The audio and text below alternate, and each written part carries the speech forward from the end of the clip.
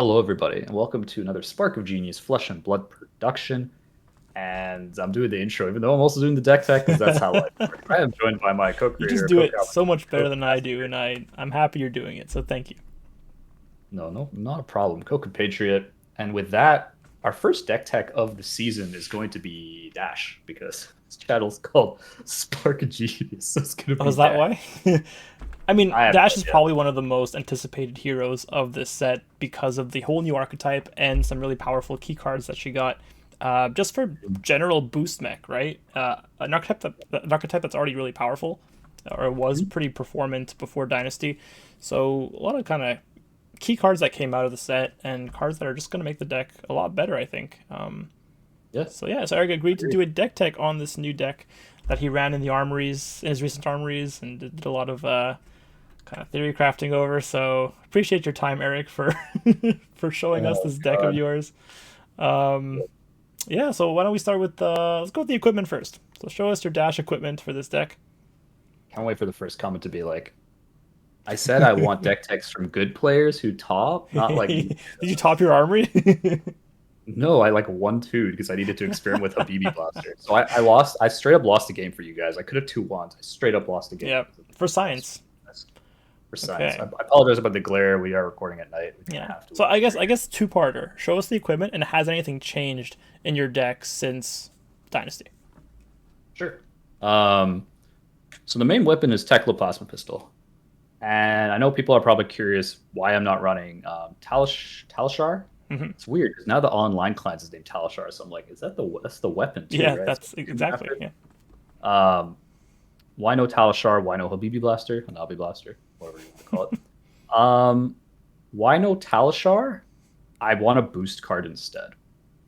I'll explain a little bit more about the exact card I was thinking about, like instead of Talishar, but Hmm. I think Techno Pistol does a lot of work in any deck that runs high octane. And it's always an Yeah. alternate win condition that you can get at least 6 to 10 damage off, Yeah. depending on the length of the game. But if the game does end up going longer, because you end up boosting a lot of your cards, if you end up like landing on a high octane, you could still win the game. So it's like an alternate win condition if like your max velocities and your boost's not coming off. Talishar can only do a maximum of 12 damage, and in shorter matches, sometimes it's like only 4 to 8, which is fine, but it costs 2. So there are some turns where you end up just not being able to boost properly, Hmm. because you have to end up spending the other one, or you have to crack Foundry and you still don't have enough. Like it really incentivizes a little bit more setup with like Core and stuff. That being said, it's still a fine piece of equipment. With Hanabi Blaster, I think it's a good weapon in Blitz, where you're going to be running a lot of boost cards as far as your density goes, because you're not worried about mid range. Like your plan is generally boost, Hmm. unless people are running control, which it's definitely not good for that deck.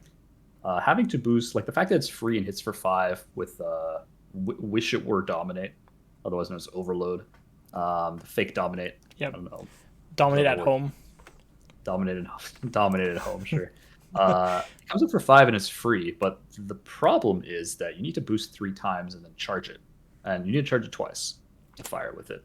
And while I do think it is a like it has potential to be like a decent weapon, it needs a higher boost density than I felt comfortable doing for the Yep. cheaper boost cards.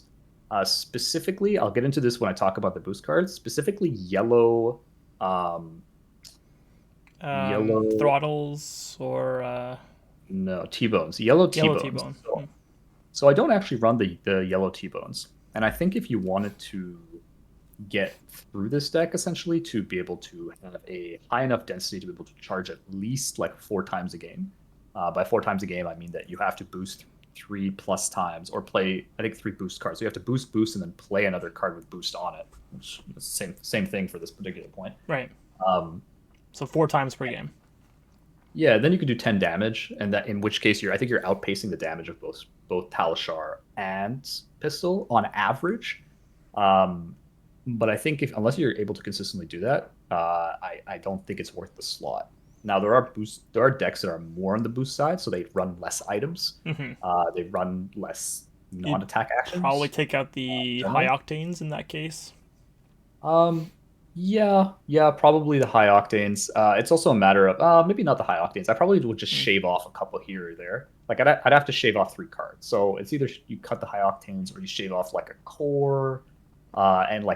like a purifier because I'm on 3-2. So you could go to 2-2, that kind of thing, Right. right? Because the fifth item doesn't usually come into play that often unless you're in super long games. Hmm. So I'll mention that a little bit later if you do want to try the Hanabi Blaster. But for this particular build, I prefer the pistol. As Okay. far as the equipment goes, very, very, very simple. You have your Arcane Barrier sideboard, which is your Visiatronic Model I. Fantastic Arcane Barrier equipment. Arcane Barrier 2. Hmm. Really, really nice. Combining with your Accelerator gives you 3 Arcane in any matchup that you want it. Kano and Icelander is why you side in the Visiatronic. Achilles, you're already running for Briar and Viscerai. You don't really need Arcane Barrier 2 against either of those decks. Hmm. I mean, Shane, when he wasn't LL'd out, all same kind of idea. Um, but I think the key here is and then Tecla Foundry Heart is kind of a must Yep. in this deck because you are going to be using it a lot for the boost strategy.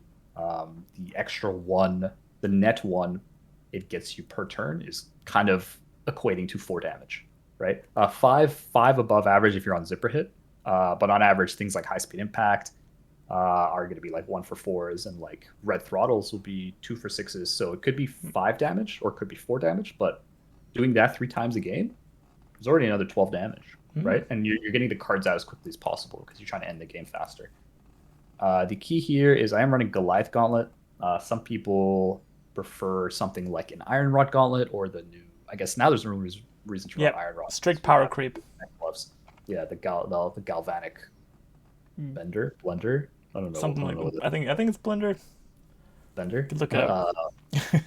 It is just one battle worn, right? So it is just better technically. Yeah. Um, or you can run like Iron Hides, I guess. But like I don't think Iron Hide is good Doesn't because really fit. like, no, like you pitch a blue, but then you can't really do anything with the rest of the blue because a movable cost 3, and you don't have unless you're under like channel mount. In that case, like oh yeah, I guess you could like pitch a blue, Mm. pay 2, and then pay 1 for a sink. But just like into ice, you're probably just like trying to ram him down, and into Oldham I they meant don't do channel it. channel lake. You meant right? You said channel Yeah, mount, but yeah, channel lake. Yeah, yeah. yeah, they're not It going to be clicked doing. after. Yeah. Yeah, they're not going to be doing any of your Eternalist or Icelander. So Mhm. that's the equipment suite. And then, sorry, the Crown of Providence. I almost Huh. forgot about this. The Crown of Providence is going to be your headpiece here. The main headpiece you use. It's Sync on a stick. It's fantastic. Like there are turns where like you draw off Spark of Genius. It's really really common. Like you can end your turn on Spark of Genius, like boost Spark of Genius for 0, get a Tekla core, draw a card, put it into Arsenal. If it's a shitty card, you crown it away. Yeah. Really really common. Or what happens is you end up drawing like a 0 for 4, pop your Achilles, and you can like come in for 0 for 4 if it's like pushing lethal or pushing like the game like later in the game. Mhm. So Achilles turns on both of those strategies, and Spark of Genius goes really well with Crown. Of course, it is always nice to have 4 exact armor for those on hits for 4, things like Snatch, other on hits as such. So that's the equipment suite. Okay, very lean equipment suite. Is that 5, 6, right? 6 with the weapon. With the weapon. Okay. Yeah. Yep. Very nice. The reason why it's 6 is because your sideboard is quite beefy to enable you to go for the 2 strategy, Yeah. right? And that's kind of what you need. It's not Dash is not really a one strategy deck with some supplements here or there, like a lot of other decks where it has a core strategy and then it has tech cards, quote unquote. Yeah. Here you're teching against decks, right? Yeah, that's fair. All right. We have essentially our mid range over here, but I can start into our main Yep. core. The core deck sounds good. 61. I see you've Don't got hate the 3 neat piles there. I assume red, yellow, blue pitch. Exactly. So it is 61 at the moment. That's because before it was 60 because of the Hanabi Blaster. Mhm. So I was running the Hanabi as the sideboard and Teklo into the control in control matchups. But I've taken Hanabi out, so I'm just running the pure 61. That one card, I don't know what I wanted it to be. I want it to be at the moment. Like I might go back to Talakar and see if we can kind of see something like this. But I like kind of how the ratios are in the deck at the moment. Mhm. So we'll start with blues. Sure. So in the aggro matchups, you can see this is a white card, so I make sure to start with this because I know a lot of Dash players, even the most seasoned Dash players, once in your life, you forgot. You will to start forget to start with a weapon or an item. with. Yeah. It'll happen to everyone when you're learning Dash. You'll just like, oh, it's like 5. It's like, where's your Phoenix Flame? Like, ah, shit. Yep. I'm going to start with Phoenix Flame. So, because Dash says you may start the game with an item. Yeah. So Meaning, if you forget, the item, Your opponent's allowed to say, "Well, you can't do it now." Game started. They are well within their right to do so. I encourage everyone to do so at your local, no, not your local armory. At Not your on your local local. armories, yeah. No, not that dangerous. So, anyways, so the main deck here. So we have 3 Teklo Pounders, and we have. I'm just gonna go with the items first. Sure. So 3 Pounders and 3 Cores, Mhm. and so this is kind of the thing where you can shave. That's not a core. What That's is a that? magnetic. Oh, magnetic, yeah. There we go. It was right below it. 3 Cores and 3 Pounders. So like this is like core is one of those things where you can shave one if you want. So I'm putting these right here because of the glare. Um, but essentially, you're going to start with a pounder. You're going to have 2 in there, and because of this mighty card that I'm going to talk about and the Reds BIOS update, it's actually like fairly reasonable to run triple pounder. And the reason is because you can actually just high roll the bejesus out of them and actually get a pounder off the top and just go like, whoa, another 6 damage, cool. Like it's literally like a free throttle just sitting there. I'm like, that is how you win a game. Yeah. You know what I mean? You just look at them deep in their eyes and you go, better lucky than good, and then you keep boosting. Right? And do it again. So that's why the triple pounder, really, really great weapon. Really great item that like really holds the deck together. Because Boost Dash really had issues against other aggro decks without pounder. Like it did not win the races, and that was a problem. You're just losing against every aggro deck essentially. So pounder is a must here. Core is an interesting item in that when to play it is a little bit. People have different kind of ideas when you want to pitch it and when you want to play it. I think searching this card with Spark of Genius is a fantastic target, especially when you're ending the chain. So you're able to boost, spark, get a core out. Let's say like you have like not a lot of resources. Spark costs 0 to get the core out, right? You're able to draw a card out of the boost and then put it in. Tickle Core is also good for if you boost, and then play it. So you're still able to get like off 5 card hand. You can still get 3 boosts with 1 pitch and then play a core to set up your next 2. Tickle Core is really important in my opinions to do the 3 to increase your chances of getting max velocity off. Yeah. That is the main reason I run 3. Without a core, it is very hard to get max velocity off. And so I think your best chance of getting max velocity off is with Teklo Core, right? Because it pays for it. And then you could just worry about trying to get 3 boost cards out of your hand. And so you can have a blue and a 1/0/1, a 1/2/0. 1/0/2. Any combination of 3 resources. It's much, much easier. And it's just kind of a must. So I would say in the decks, like the minute you see a max velocity and you like want to shove it in your arsenal, you really do have to get that core out kind of ASAP to actually have a good chance of getting it down before you just get bum rushed down because you're playing on a 4 card hand plus arsenal. So those are the blues. The rest of the cards are just boost cards. So it's just 3 throttles. Yeah. And we're still on core deck. So these are run in every match. Okay. Correct. Yeah, I could talk about the side a little bit and what will be changed. The blues don't really change. Right. That makes sense, yeah. I mean, the pounder might, but it doesn't usually. The T-bones, the throttles, the 060s. Yeah, classic. The zipper hits. Get all those 0-costed boost cards. Yeah. On rate, block for 3, 2 magnetic shockwaves. So that extra card could be like another magnetic shockwave. I think magnetic is not as good as it used to be, especially when you're only on 6 T-bones, which I am only on 6 T-bones. So I think it's possible that if I'm on 9 T-bones, I add another magnetic because you're just able to force blocks from all equipment. Like if you T-bone magnetic and you're getting another 2 blocks, you can essentially get their whole armor suite. And if something is blade break, you're chilling. You're real happy about that magnetic, right? Yep. So I think, as far as a blue 2 for 4 goes, not horrible. Yeah. You could Goliath this if you feel like it. I wouldn't, but you can. Yeah. So these are the rest of the blues here. Very nice. Everything else is self-class. Sorry, you need so you run 2, 3, 6, 9, 10, 14 boost blues, boost plus magnetic, and then 6 items. So you're at 20 blues, which is a third of your deck. You start with pounder in play, so you're at 19 blues, which is fairly necessary because of all your 2 costs that you run, payloads, throttles, fairly necessary. A lot of your 1 cost power cards. So you're going to run some pounders, exactly, and you're going to want to be able to spark for them too if you're in that position. Right.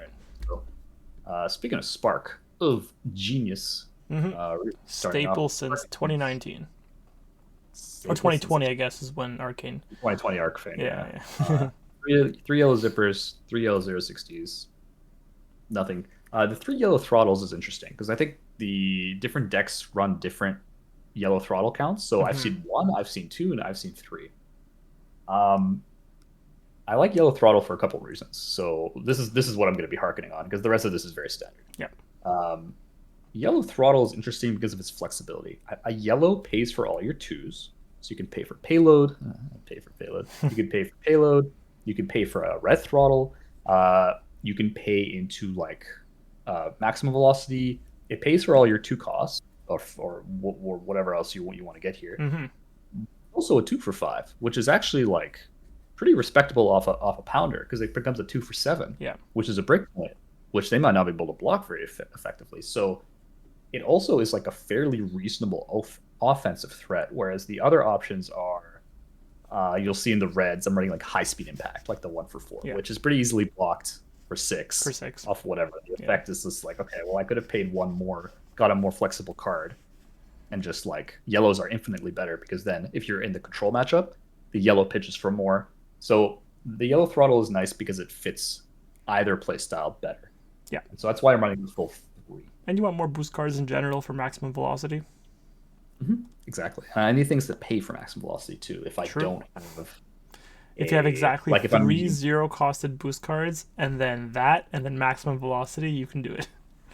Yep, exactly. So it's just more ways to be able to not have to whiff maximum velocity because you're missing a damn resource, which which happens, right? So those are the yellows here. Is back here. The red is the thickest part of the deck. You'll see. Yeah. And where all the new cards come in here. So I think I'm going to start with one of the new cards right off the bat. We have 2 BIOS updates. It used to be 3. I cut it down to 2. BIOS update. Please explain why you cut it down. So, because in my mind, this card's awesome. You know what the worst part about this card is? Okay, let's look at the best card. Power. It's a 0 cost, 3 block, go again card that is +3 on the boost. It's already on rate. It's great, right? Yeah.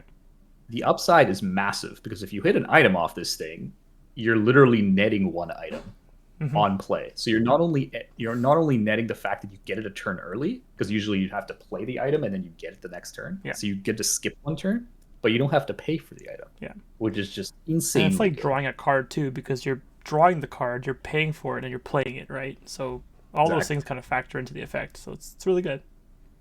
You know the one bad thing where I'm not on 3? It doesn't boost? It doesn't say boost on it. And the thing is, this doesn't count towards velocity. It doesn't count as a boost card. It buffs it and the upside is good. But at the end of the day, if you have to win off max velocity, like burnouts into heavier decks, into like more beefy decks, essentially that are able to block big amounts. Yeah. You need to hit a max velocity. At least 1, if not more, right? Yeah. And this card actively stops you from doing so because it doesn't provide a boost card, and it just like doesn't really get you towards that game plan. So it's a very nice card, very nice upside. I like it, but I'm only gonna run 2. Fair enough. So that's that. So we'll go through the rest of the boost, the rest of the go through like crew the more like obvious ones, I guess, the ones that are always run. Yeah. So combustible courier, red. Ideally, you want to Goliath this. That's why Goliath is in the deck. So you Goliath Pounder out, so it comes in for 8. Pretty awkward to block. They have to block with 2 cards and a 2 block piece of armor, which is pretty nice. Like trading Goliath for a 2 block armor is good. Yeah. Considering you don't really have a better choice, honestly. Like in my opinion, it's kind of like one of the only on hits in the deck, pretty much. I guess besides giving Dominate, but yeah. Yeah. Besides Dominate, exactly. So T-Bone, that's one of the other ones. So red T-Bone, really really nice. The fact that it's 0 means you want to kind of auto include it as a 0 red, 0 for 3 red. The effect is quite nice. You can hit a magnetic off of it. You can also like string 2 of these things together, and it does help you quite a bit by taking a piece of armor that they didn't want to block with. Yeah, fantastic card. Helps in the whole maximum velocity game plan as well. Yep. I'd say like it's debatable whether Zipper Hit or 060 red is the best card in the deck, but I think it's Zipper Hit personally. I understand why the 0 to 4 makes sense, but 1 for 5 is just like insanely good. Yeah. There haven't been any cards printed to match this power level since. Nope, and thank God. Uh, I think that would break mech. I think that would like turn mech into like tier S, like Yeah. giving them more of that. It's just insane. Yeah. But the fact is, I have to run high speed impact. Like it's just not as good kind of thing. If you gave me more like red 1 for 5s, said boost on it, you're making the deck real good. Yeah. Red 060, 3 of those. Mm-hmm. First/second best card. Yep. Red throttle. So we're running 3 red throttles here. Yeah, 2 for 6. Two for 6. Poppers. Yep. We'll talk about that also. So the next boost card here is the new one, Pulse Wave Harpoon. Yeah. And one of them is foil because I don't have a third non-foil, but Rob will send me one. Or you don't have 2 more foils. I have 1 more foil. That's the sad part. You can tell which one is the foil pretty obviously. Yeah. So Pulse Wave Harpoon is a super interesting card. It's only a 1 for 4. If this was a 1 for 5, I would call bullshit. Like that's not okay. Oh yeah, zipper hit with an upside, right? That is straight like that is some wizard level power creep, which mech does not need right now. So this is a 1 for 4, blocks for 3. When it attacks a hero, they reveal X cards from their hand, where X is the number of times you boosted this chain. This card also has boost, so it counts it. So that's kind of nice. And you choose an action card with defense lesser equal to X, then add it to the chain as a defending card. This is your aggro card. This is your anti-aggro card. Aggro decks just want to take all your shit and then come back for more. Well, guess what? You're gonna be taking one of their pieces of shit, and usually one of their shits doesn't block for as much as they want it to, because if you're grabbing a 2 block from their hand, it probably comes in for 4. So you're making them take a lower EV trade. Yep. Oh man, I can feel. And you pick the card too, so you can pick their combo pieces pretty much, right? Or do they? They choose the reveal, and then you choose a card from that. Right. Okay. Yeah. Yeah. So they reveal X card. So if you're boosting this on the second boost, so since you boosted, and you boost again, you have 2 boosts, so you're revealing X is 2, right? So you're revealing 2 cards, and then you choose action card. It has to be an action card. So reactions, reacts, and stuff like that. They don't work. Instants, they don't work with defense less or equal to. So it would be a 2 block or lower, which is super nice into the 0 for 4s. Like that's like most aggro decks run 2 blocks anyway. A lot, like so you're into Phi, you're into Briar, super good into those decks. Because if they have like a channel mount and you're like, I took one of your 0 for 4s, it's actually a 0 for 7, now you have to block with it. Yeah. Oh man, I would be devastated if they made me block with a snatch or something. I'd be so. Anyways, that being said, very good card. It's really funny. The one game I actually like got it off properly in Armory.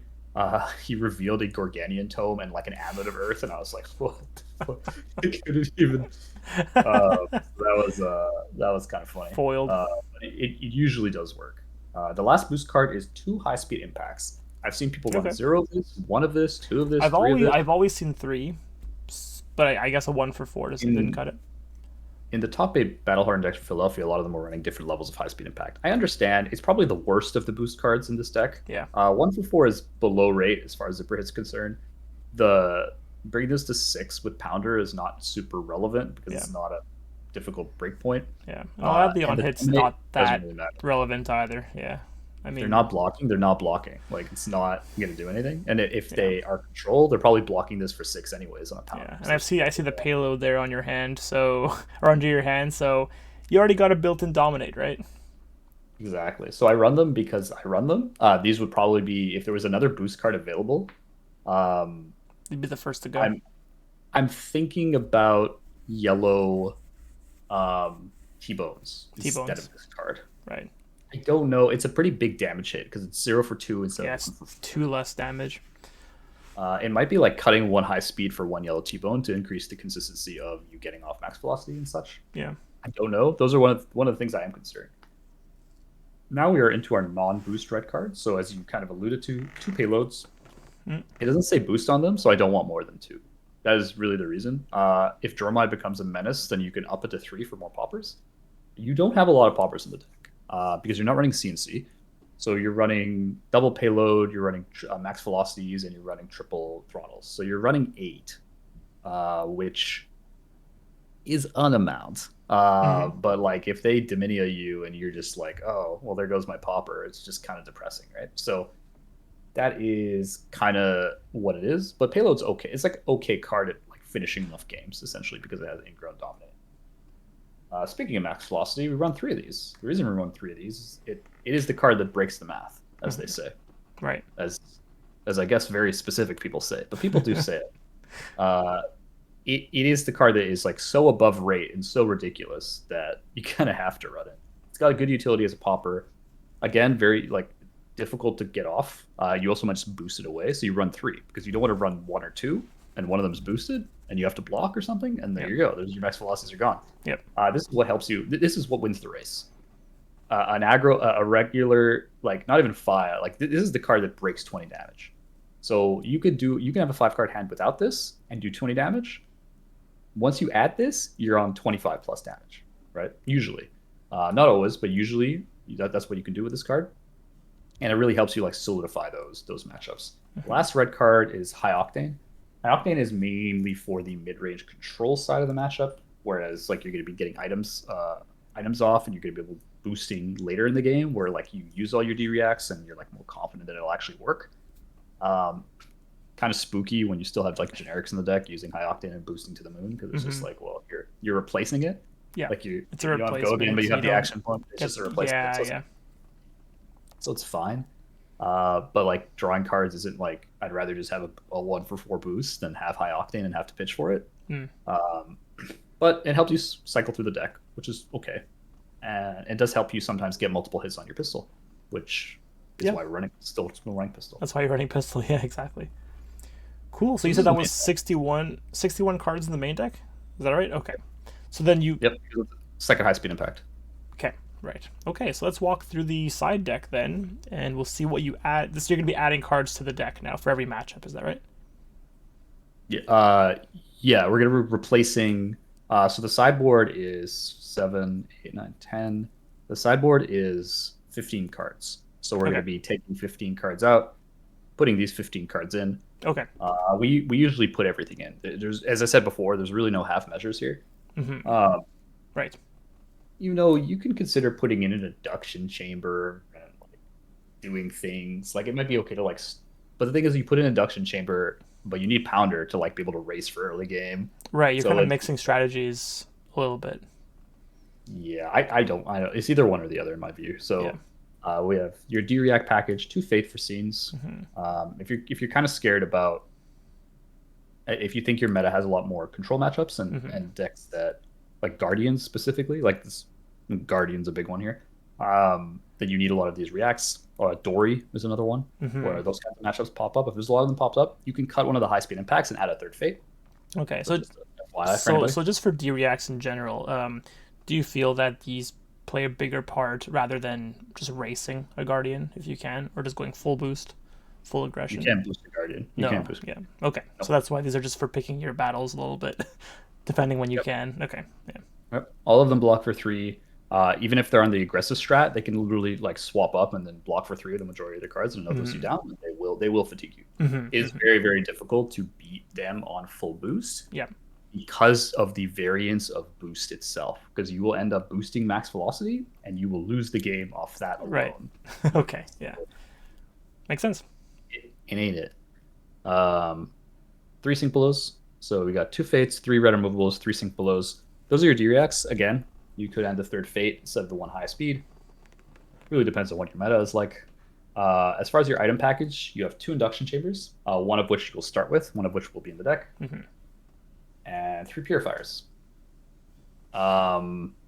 Purifier being like that big piece against Oldhim to target, to get around Rampart. By get around, I mean like you have the 1 induction and like 3 purifiers out, then you're hitting for 5 and then attack, react, load, and 5, and they're only going to get 1 block and 2 block, but you're hitting them for 10, right? So they're going to have to get cards out of your hand, right? The more inductions, the better it is for Rampart.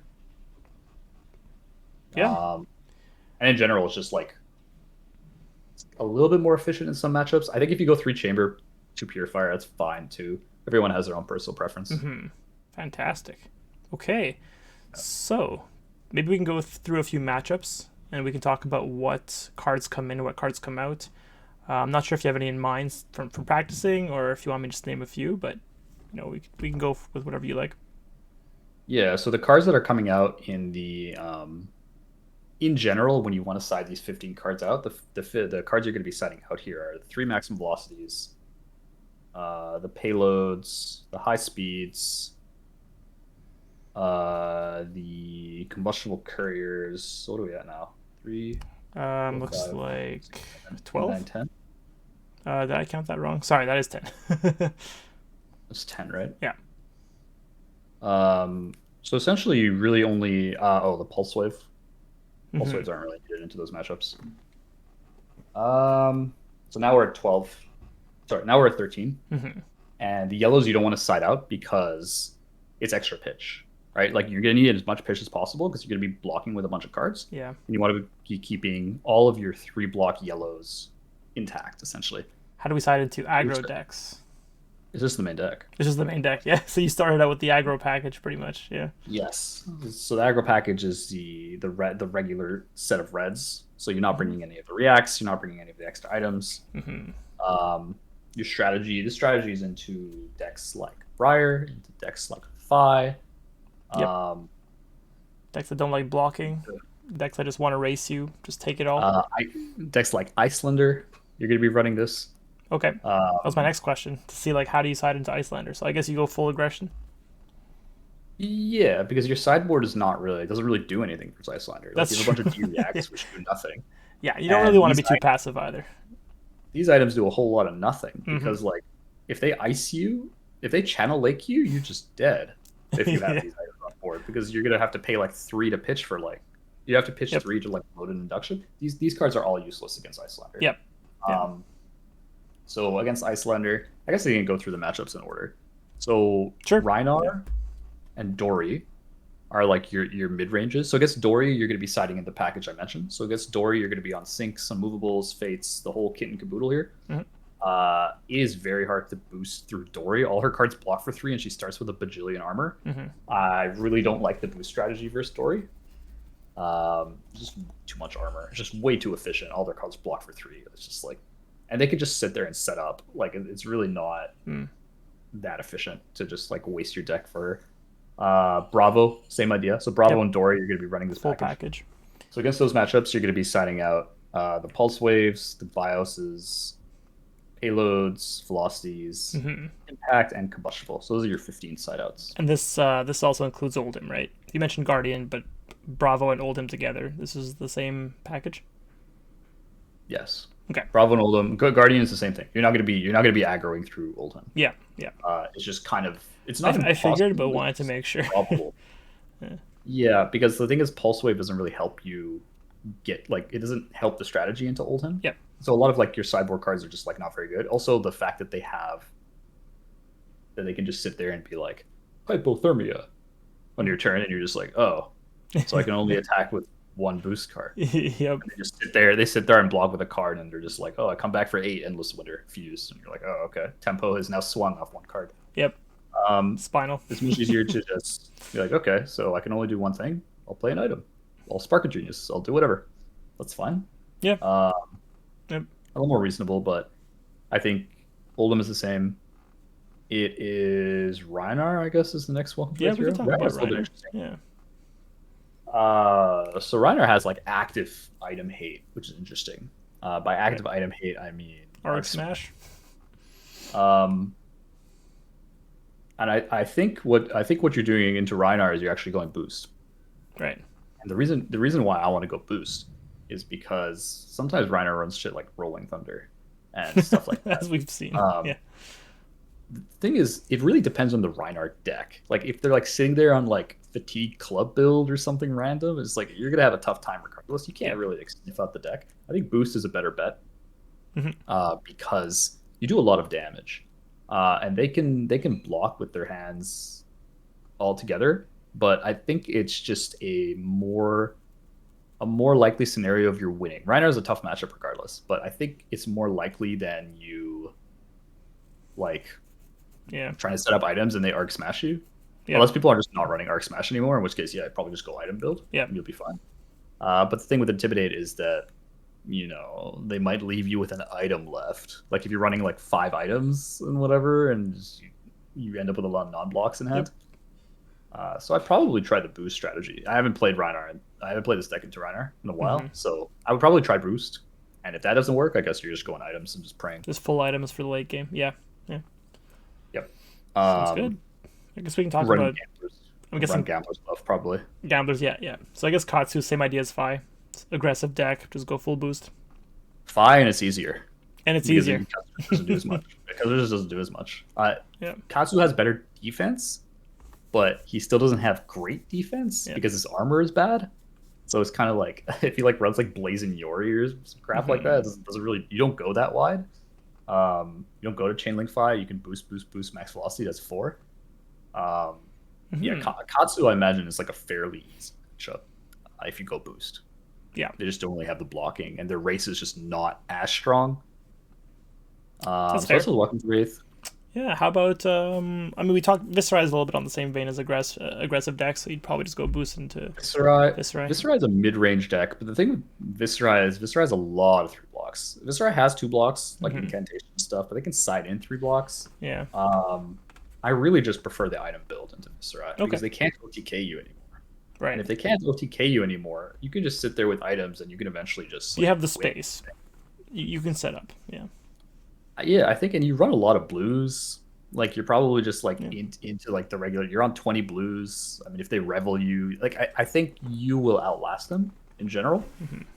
If you're just like on item build. Yeah. And eventually they'll just have awkward turns and you just set up an item and you pass. It's just, there's really no clock. Like what are they, like Looming Doom you or something? Like, Looming Doom, yeah. Maybe. That's fine. And then you just take that chance to like pitch and just set up and be like boom, boom, boom. And just like, well, if you have extra pitch anyways, you can probably pay for Looming Doom. And it's just like not that big of a deal. Or you just not. I really don't know. That might be like tech against dash for Looming Doom. Yeah, it could be, yeah. Okay, what about Kano, the other wizard?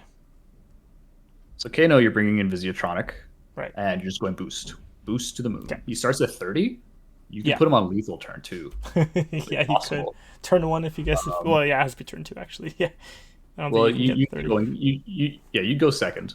Essentially, you do whatever, and you could probably do like 15 plus damage on the right hand, off like Goliath Gauntlet turn. You could like start with combustible Goliath. Yeah, you could pitch 3 for like a 5/4 off Goliath. You could do like 17 damage turn 1. It's not bad, right? Yeah, makes sense. They can hit you for a lot of damage, but it's just like if they have it turn 1, they have it turn 1. Because the thing is, to really be able to blow you up past Arcane Barrier 3, they're going to need E-Pods. They're going to need Deja Vus. They're going to need something to set up. Like they don't really have the time to set that up. Not if you're boost. I think Kano has the most trouble into aggro, and historically speaking, especially in Blitz, Kano has sucked against Dash. Yeah. Because Dash just presents lethal damage turn 2, and you're just like playing off the top. Oh, bad have I been in those situations. Yep, I remember our games. But like, what do you do against a deck that has 20 blues, but it's like as aggressive as like Fi? They're just like, oh, all right. Yep. Like you could brick, but like there's not that many brick turns because you're on Pounder. So it's just exactly. Like, you're putting out damage regardless. Yeah. Anyway, so I think Kano just go aggro. Pretty much an easy. Yeah. Okay. Perfect. I guess we haven't talked about the mirror. I guess you just hedge your bets and go boost all the way. Probably because the mirror stuff. Yeah, I mean, if they're going the item build, boost seems better just in general. No, I wouldn't go boost because that's actually how the Battle Hardened was won. Like one of them went defense, one of them went offense, and the defense won because the boost just hit like just kept trying to hit all the 3 blocks. Yeah. Okay. Yeah. I don't think. Okay, so for Dash, you run the Sinks and Fates. I don't think you run the Unmovables. That makes sense. Yeah. I don't know. Like, I don't think you can afford it. I'd rather have another 3 block. I don't really want to have to afford. If you're going defense, I'd rather block, pitch a blue to play an item pass or something like that. Right. I don't want to pitch a full card because their dominate is not what's going to win them the game. What's going to win them the game is you drawing a shit ton of items when they come in for 20. Yeah. But like. Get more luckies. Like, to say there. Yeah, I can see Unmovable being okay into a Teklo Pounder turn off of like, I don't know, Throttle or something, right? But there's no on hit, so it's just kind of like, okay, so you just block for 6 and take 2. It's fine. Yeah. Like you're on the defense anyways, right? And they've boosted, so they're pitching and paying with 2 cards and getting 2 damage. You're blocking with 2 cards. They can't keep doing it. They're gonna run out of cards. So I would go like the D-React package. I would just not run a movable, but I would run another red 3 block. Most likely it would be the Pulse Wave Harpoon. because it's the most flexible of the bunch. Right. That's fair. Okay. Um, We haven't really plus talked about Ash, Rangers. How about Azalea. Azalea? Yeah. Azalea is interesting because she has a lot of like really nasty on hits that really stop you from doing like the Red and the Ledger, only one action per turn. Yep. That hurts quite a bit. Remorseless, you have to pay one for everything. Yep. Um, Also kind of hurts. Hmm. I think because she is on a weapon that doesn't attack, it's easier for you to fatigue her. I think Azalea feeds off aggro decks with their disruption ability.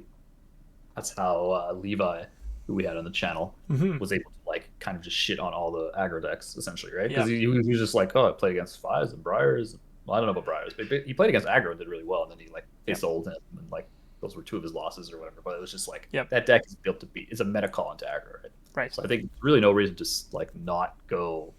If you have a mid range defense package, you just hey, here are my things, and it's perfect because unmovable is real good versus Alea. Yep. Unless they have like Remorseless, which is the one that you can't use D reacts from Arsenal, I think, or from hand. One of the two. One of them you can't Yeah. use D reacts from because I don't think they run increased attention or decreased attention. But Right. I think Remorseless is you can't D react from one or the other. So if you have Hmm. unmovable in one of those positions, Yeah. it's awkward. Kind of sucks. In Yeah. general, unmovable is super good against tall decks, and Azalea is a tall deck at Hmm. heart. So just All run right. this. It's that Run easy. this. Um, Sounds good. so we're on to I guess Monarch. we can go to Monarch. I guess all There's we really only have three is heroes left. Bolton and Levia, which I guess aren't too big of an issue. But what would you do against those guys? Uh, so Bolton is interesting. I haven't played against the new Bolton Yep. before. I think Bolton does not. So Bolton has Soul Shield. Bolton can run D reacts, I guess. I think Soul Shield is like the main thing. Yep. He's been playing for the Pretty defense. He does have like efficient some. block. He's a warrior. There is some beefy armor. Yeah. Bolton goes off real fast now with the new Spirit of Arena, Hmm. and because of that, you're gonna definitely force a block. But once that's done, there's not a whole lot of threats coming out of there, so it's pretty easy to just block that out. I think that into Bolton again. I have to test. I have not tested into Bolton to Yeah. be fair, That's but my it's first fair. Yeah. my first inclination would be that probably the aggro package would be better. Um, just because I think with max velocity that even though there's a lot of three blocks on Bolton's side, eventually they're gonna hit cards that they cannot block with. Hmm. That being like the Lumina's Ascension, which is Yeah. the big one, right? And the Spirit of Arena, I guess. If Yeah. like you need to play that, you can't just and that card doesn't block. Period. Yeah. So I think eventually you just run into hands where like your max velocity will get over the average hand, um, and you do the same thing where I'm thinking about it and now. It's just like the main thing that beats Bolton is disruption and ice, and you have neither of those. So Right. Yeah. It might be possibly a tough maybe you're matchup. just running the direct package. You're just Yeah. not running a movable. Probably just running another three block, and you're just like trying to set up items and trying to like last, right? Okay. Because at the end of the day, the max they can do is three weapon attacks. Well, they could triple Lumina, and I guess they're doing 4 of 4, right? Right. They're doing 4 weapons and 4 weapons, and with a Via the Vanguard, like Yeah. Yeah. that's the issue. I think I go aggro ultimately. I think their setup is just too big at this Yeah. point because of Spirit Yeah. Arena. I think I think the before potential of just kind of wiping you out in one turn is pretty high. So you might want to get to them before they get to you, in a sense, right? Yeah, I don't think you can give them space. I think I Yeah. would boost and just hope I can like run them out of cards Yeah. before. Just hope to get off a Yeah, maximum velocity at some point, and you're probably okay. mhm. Yeah, that would be my thing. With Bolden, Levia is interesting because of Husk. I think Right. Levia cannot block that well Yeah. because there are a lot of like non-blocking cards. The Yeah. thing with Levia is like part of me is just like, why don't you just sit back and relax? Because like if Levia doesn't hit you, there's no graveyard filled for like Yeah. actually like getting through those attacks. So I Hmm. would probably incline to try to. It's funny because she can run Arc Smash too. She I can. Yeah. don't think she does, but she can. Um, because of Husk, I would probably just consider trying to fatigue her out. So essentially, Hmm. try to block her out. I think boosting into her is a little bit weird because of Husk. I think Husk makes it not super friendly to Yep. like try to boost into a class with 10 armor. Yeah. with scab skins and like crown and stuff like that. Yeah. It doesn't make it that nice. I think boosting and getting her cards in graveyard to be able to smack back at me for some crazy ass turns with Bellows doesn't sound that interesting to me. I'd rather just sit here and let them be the one that put their cards in the grave. I don't want to be the one who has to, like, you know what I mean? Yep, you can just sit back, item up, and play the long game. Yeah, I probably would try to fatigue them first of all. Well, not fatigue, but I'd go in the defensive package. I'd probably run the unmovables because they do have some like big hitters. They don't have an intimidate either, so I'm not really worried about like Being left with an being item. left with them. Yeah, exactly. So I would probably try the fatigue pack again. Not a matchup I've tried. Yeah. I guess if it becomes popular, then I guess I'll try to figure it out. One day she'll have her her time in the spotlight. Maybe when Mansant's at a tournament, and be like, oh shit, I got to prep for Mansant. Yeah, I And know. He like comes with like fire or something. I'm like, ah, crap. And that's whatever. Okay, I guess we haven't talked about Lexi from Tales of Aria. She's pretty tough. Yeah, what do you do Yeah, into Lexi's. Lexi? I probably just try to. Again, she's like a Fatigue ranger. her. She's just ranger. So Yeah. I'd probably just try to figure out. I don't think I'm running immovables in that matchup, Mhm. just because ice makes unmovable real awkward. Really to bad, play. and she doesn't really go that tall either. Exactly. So Okay, so I fatigue strategy. think, yeah, like I can go boost, but She might be able to race you though. yeah, that's a matchup I'd have to also try. I think it really depends on like how disruptive she is. Like, Exactly. which is kind of my. So Yeah. if I'm not taking damage, she's like a good anti aggro counter, similar to like Azalea. Right. If she's running like chilling Ice Vein, Blizzard Bolts, my boost turns are very well procured, very well manicured, as they say. So it's very Yeah. like Well crafted.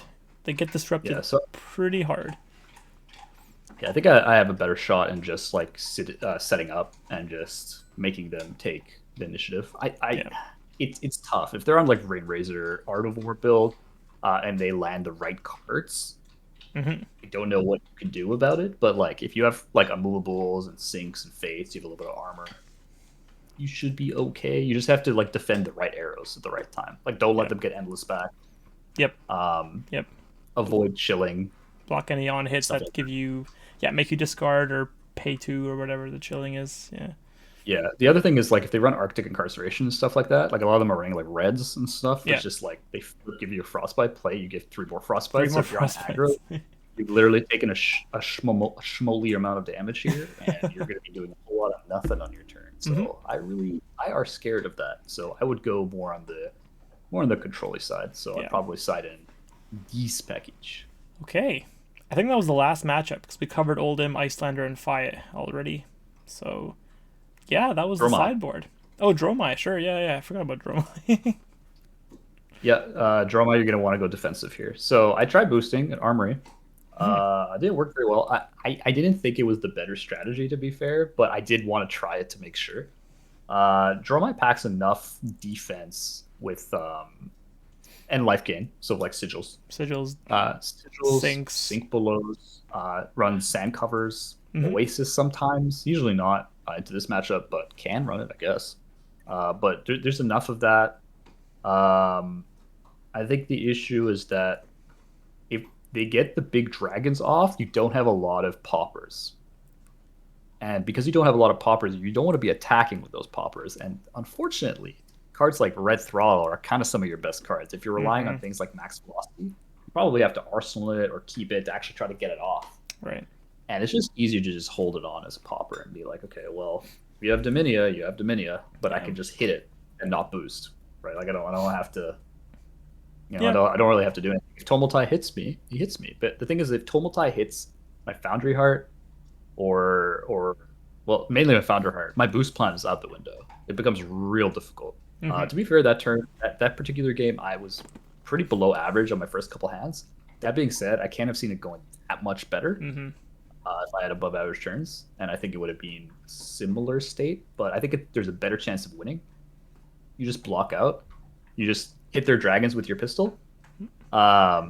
You start with induction, hit them with pistol, block Kyloria for the love of God, and you're just gonna fatigue them. They have no weapon. It's the same idea. Yeah. Awesome. That would be that. So side in this. Okay. No unmovables. This is a 3 block. okay. Don't run unmovables. There's makes really no sense. point running move in that Yeah. matchup. Yeah. Yeah. No tall attacks really. Yeah. No, just run the max velocities and the payloads, Poppers. and Yeah. yeah, run your 5 poppers, and then you're not going to be running the movable. So you'll be at 2 extra cards, and if you want to take extra cards out, you can. Yep. Or you could just run 63. I would run 63 in my opinion. Just run the extra poppers. It's not like you're gonna run out of cards. Mm-hmm. So you're not at boost. Yeah, so that's pretty much the deck. It's pretty fun. I'd say it's like quite strong. I don't know about I wouldn't say it's like the best deck by a mile or anything like that, but I think it's like in the contention with these kind of add-ins for like especially Pulse Wave, really helping with that aggro matchup and the high rolliness of the BIOS updates just be real funny sometimes. But I think the deck's strong. I think in the right meta, it's like into an Icelander heavy meta. I think Dash is definitely looking real good if they can shore up the aggro matchup. It's pretty decent into Oldhim, unless it's like a super aggro Oldhim, which you'll have troubles with because that deck's real hard to beat on regular Dash control if they're all like Rouse, Zealous, E-Strike, like the thing that I brought, the Calling kind of thing. Mm-hmm. But other than that, deck's really all around solid, really consistent deck for the most part, unless you're like boosting to the moon. It's like, well, you always boost a mech card, so it's consistent in that kind of way. But yeah, with that, that's about it. Fantastic. Okay. So thank you very much for watching the video, watching Eric's Deck Tech. If you like this kind of content, feel free to like, comment, and subscribe. And with that, wherever you are in the world, have a good morning, good afternoon, or good evening. Bye for now.